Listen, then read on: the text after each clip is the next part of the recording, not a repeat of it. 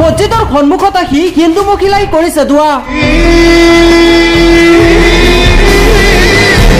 আল্লাহৰ প্ৰতি কিমান বিশ্বাস থাকিলে হিন্দু মহিলাই আহি মছজিদৰ সন্মুখত প্ৰাণ ঢালি দোৱা কৰিব পাৰিছে। হয়, এই ভিডিঅ'টো আপোনালোকে যিমান পাৰে শ্বেয়াৰ কৰি দিয়ক, কিয়নো এইবাৰ এখন মছজিদৰ সন্মুখত দুগৰাকী হিন্দু মহিলাই আহি দোৱা কৰিছে। হয়তো তেওঁলোক বিপদত পৰিছে, বিপদত পৰি মছজিদৰ সন্মুখত আহি এনেদৰে দোৱা কৰিছে আল্লাহৰ ওচৰত। আৰু এই ভিডিঅ'টো সামাজিক মাধ্যমত খুবেই চৰ্চিত হৈছে। ভিডিঅ'টোত স্পষ্টকৈ দেখা গৈছে যে এখন মছজিদৰ সন্মুখত এনেদৰে প্ৰাণ ঢালি দোৱা কৰিছে আল্লাহৰ ওচৰত দুগৰাকী হিন্দু মহিলাই। আনহাতে ওচৰে পাছৰে সকলো মুছলমান লোকসকল, তেওঁলোকৰ দৃঢ় বিশ্বাস আছে যে আল্লাহে তেওঁলোকৰ সমস্যা সমাধান কৰিব।